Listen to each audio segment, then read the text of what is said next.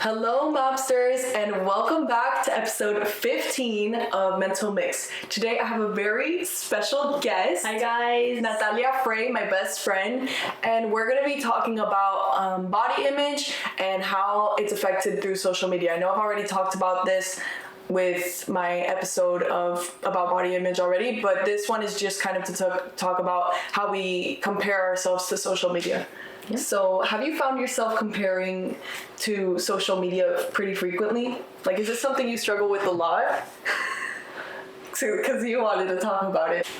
This topic was brought to us by Natalia, not me. Yes. All right. So, I have noticed, especially in high school, I graduated this year, so I think I can say I've experienced it a lot, especially going on freshman, sophomore year. That's when I started to get social media, Snapchat, TikTok, and that's where I began to start comparing myself to other people, especially girls in my class and stuff like that. And I constantly wanted to be like them. I wanted to look like them. That's really began affecting me a lot in my junior, senior year. But the end of my senior year and the beginning of my senior year, I've started to be more confident in my body and stuff, because I know everyone is different. The Lord made everyone different the way He wants them to be. And now I'm very happy and I'm very confident in my body. That's awesome. Yes. So, do you, like you said, that in your freshman and sophomore year, you struggled more with it? And Nati and I have been friends. This is a little backstory. Yes. Nati and I have been friends. Nati's a year older than me, so when I was in... I think it was 6th grade. 6th grade, we started being friends. Then quarantine happened. We didn't really talk. It was just we just disconnected naturally. Yes. And then back when I started high school again, we reconnected, we rekindled, and we became friends again. Yes. And I think for most girls, I think if you haven't gone through a struggle with body image, honestly, you're just different, because most girls go through struggles with it. And I think we mostly during the same time kind of had struggles with that, except you were more vocal about it than I was. Yeah, I was more. Yeah. I feel like I was more open about it. Yeah. I wanted to change more about it, but I remember you struggled a little bit with it too. Yeah.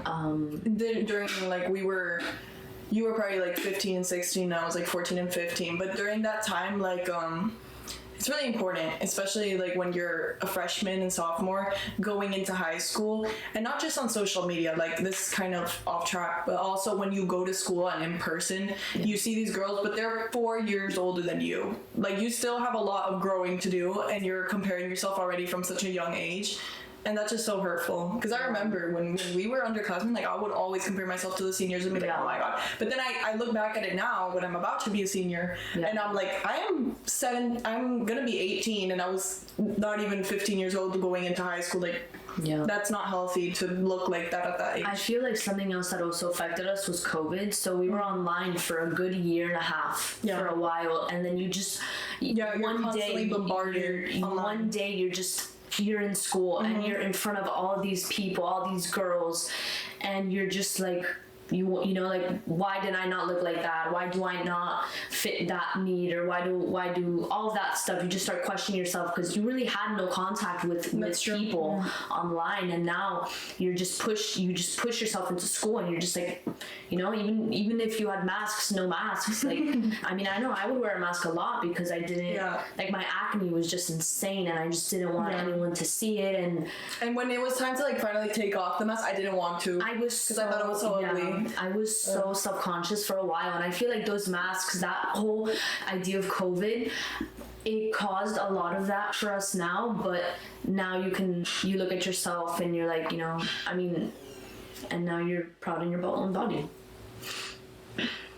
Do you remember any moments or specific posts on social media, maybe influencers, that have made you feel bad about yourself in the past and negatively compare yourself? I remember this, not necessarily influencers, because I'm just okay, they're different and stuff like that, but it definitely was affected more in the summertime with my friends ending the year of sophomore year in the summer. I remember I was really just I would look at people in their bikini pictures and stuff stuff like that. And I don't like, I feel like I have a nice body, and I do, and I'm happy with my body. But back then I was just looking, I was like, why do I not look like that when I take a picture? And it's not even it's like, why do I not look like that in pictures? Like, you know, you may have a nice body and all of that, but when you take the picture, exactly, when you take the picture, you're just like, oh, like, why do I look like that, and stuff like that. And I feel like I was really affected by that for a good year, and I was very self-conscious and all of that. But I used to wear shirts and shorts at the pool and the beach. That's true. And in middle school, and then That's true. I started to open up, and I was like, you know what, I'm gonna start wearing a bikini, I'm gonna start looking cute, I'm gonna start, because I can't just cover up my body like that the rest of my life. And I feel very confident. I feel like it's a bit uncomfortable for a little bit. You're like, oh, like, I feel naked, I feel weird, but over time you start feeling a lot more confident in your body. So I feel like looking at Instagram, looking at what your friends post, and be like, oh, like, why do I not look like that? I feel like that really especially affected me in the summer. The summer was really my top moment. And I think that, like, on social media, when people mock even the wearing, like, the shorts and the shirt in the pool, it's a little whatever. But if you want to wear that and you feel more comfortable in modest clothing, I know our other best friend, because we are kind of part of a trio. Our other best friend is super modest, not super, but she is more modest, and she doesn't like wear more revealing clothing. Now, she is beautiful, she's gorgeous, but she just likes wearing more modest clothing, and that's okay. When I was younger, I liked wearing more modest clothing because I wasn't comfortable with more revealing clothing, but that's not necessarily, I didn't think I was hideous or ugly. I wasn't as confident as I am today. But there's nothing wrong with wearing things that you're more comfortable in, as long as you're not looking at somebody that's in a bikini and saying, oh, I can't wear that. Like, it's just, I don't choose to. That's fine too. So, how aware are you of the use of filters on social media, and do you think that knowing about these filters takes away from the negative effects, since you're like, okay, I know that this has a filter? Does it make you feel any better about yourself, or do you still compare yourself, like, negatively? So back in freshman year, you would know this, I used to post all of my Instagram posts. I archived them, but all of them were with filters. I would cover my face with filters, beauty filters, because acne was like a big thing for me back then. So I would cover up my acne, use the beauty filter, and I do sometimes use the beauty filter on TikTok and sometimes on Snapchat, where they like kind of cover up all of the like deformities. Yeah, like deformities, the blemishes. Deformities. The pimples and things like that. That really, I feel like people can use that either in a negative or positive way. The filters definitely like boost my confidence and stuff like that. But at the same time, girls will, I guess, overuse the filters and will use that as the only way to identify themselves. Like, for the cause that I'm going to, they are posting pictures and getting to know you, and some people who only post pictures with them in filters and things that you don't really get to see that person. And I feel like that's what really, it becomes a negative aspect, is when people use those filters as the only way they identify as, and that's what really kills.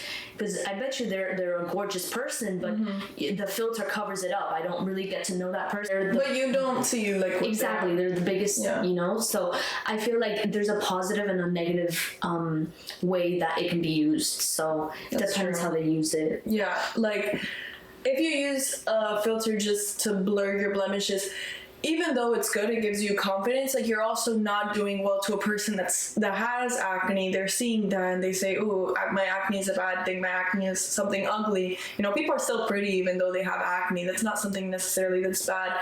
And I also used to edit my pictures, and the main thing I would do, not only like take off little things of acne, but I used to think that I had like a wide figure, like I wasn't fat, but that I was wider, so I would like slim my entire body. And now I look back at it, and I also have an archive, and I'm like, that doesn't even look natural. That doesn't even look natural. And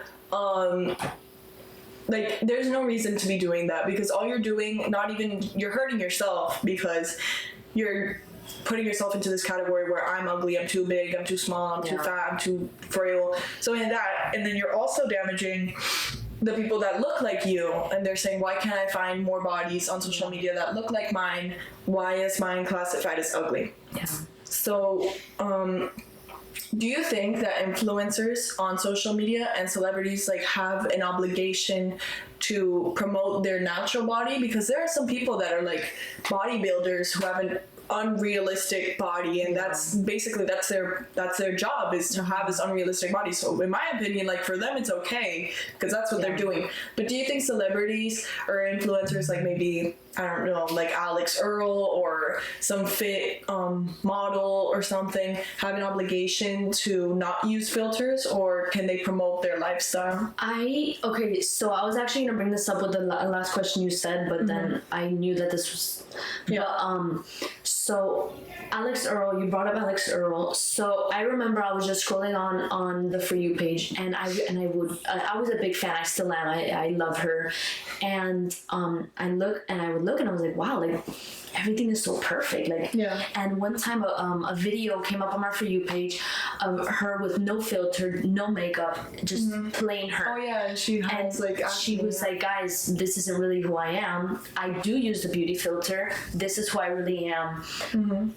I want to show you guys that nothing is perfect on social media. Nothing is good. No one, the person you think is perfect isn't going to be the perfect thing, the perfect idea that you have of them. No, super nice. And I really, that gave me like I was like, wow, you know, someone so big who's growing such a big following, and her to just be open and show who she really is and say, guys, social media isn't the way you think it is. And I know a lot of young people, a lot of college students, a lot of high schoolers look at her and they look up to her. I remember she became famous junior senior year, and I remember especially the beginning of senior year, I really looked up to her. I really I always say, oh my god, I want to be Alex Earl and stuff like that, but it's because she's so real, she's so open about who she is. She also has a podcast. She's so open about it. She literally shows her life. She shows all of that. So I really appreciate that. And then there's other people who they may not have a perfect body, but they're proud of it. And that's something that that a lot of women really need to look up to, is even though people may not have the perfect body, they're still proud of their body, and that really helps other people. So I do think that influencers, they are influencers, they influence others, and I feel like certain influencers, they do have an impact on others, and if they do promote being proud of their body, I feel like other women would be more confident, but it's hard to find influencers like that. It is very hard to find influencers who but they are becoming more common, but it is hard. It is. And I think it's important too, because people like Alex, or like you said, they do impact a ton of college students, a ton of high schoolers, but also middle school and even elementary students. When I go to work, I work in retail, I work at a mall. When I go to the Sephora, the majority of people there are probably under 14. They're probably under 14. And all of those people are watching Alex Earl. They're watching the Get Ready With Me's on TikTok. They're seeing like people post their trips, post bikini pictures. And literally an 8 or 9 year old could be comparing themselves with the body of a 24-year-old. And that hurts my feelings. I have a younger sister, and when I see my younger sister's friends or their friends' little sisters that are probably around 8 or 9 or 10, they all have phones, they all have social media, unrestricted, and what they do is they'll look at those things, berate themselves with them all day. And not only is that harmful to older girls, well, at least we can kind of think about it and talk to our friends about it and be a little bit more mature about it. It's happening to these literal children who are prepubescent and can't really talk much about it because they don't even realize how it's damaging them. So have you ever had an experience where like you've talked to somebody, you've talked to a friend, maybe me, or you've talked to a friend, or you've talked to a friend or a colleague or your family if they helped you through this? Yes, I talked to you a lot about it. I talked to our other friend in kind of the trio. I've talked to especially my aunt. Sometimes I would talk to her a little bit about it too. I talked to a couple other friends at school, and sometimes those same people that you compare yourself to. Exactly. And I would talk to them, and I'd be like, look, like there's moments where I'm not really confident in my skin or my body and stuff like that. And they taught me a lot to be proud of my body, to be confident in my body, because for women, there's people who have one of my other best friends, she has a gorgeous body, and sometimes she struggles. She's like, look, I don't really feel confident, and I push her. I'm like, look, you are gorgeous, you are beautiful, your body is perfect, stop comparing yourself to others. And she was the one who helped me a lot through when I struggled a lot. My hair, I wasn't proud of my hair, I wasn't proud of just a lot of things I just start comparing myself to, and everyone is just kind of becomes a support system. Your friends, they're not just your friends, they're your support system. They're who you look up to, they're who you who help you become who you are. And I feel like if I didn't have that support system, my family, my friends, all of that, I don't think I would be as confident as I am today. So that's nice. Yes. Am I helpful? Very. Yes. You're too kind. Yes. All right, and last question. All right. What changes would you like to see on social media platforms, either from influencers or like the platform itself, to support mental health and comparison with body image? Kind of bringing up the idea of others being more confident in influencers being more confident in their skin.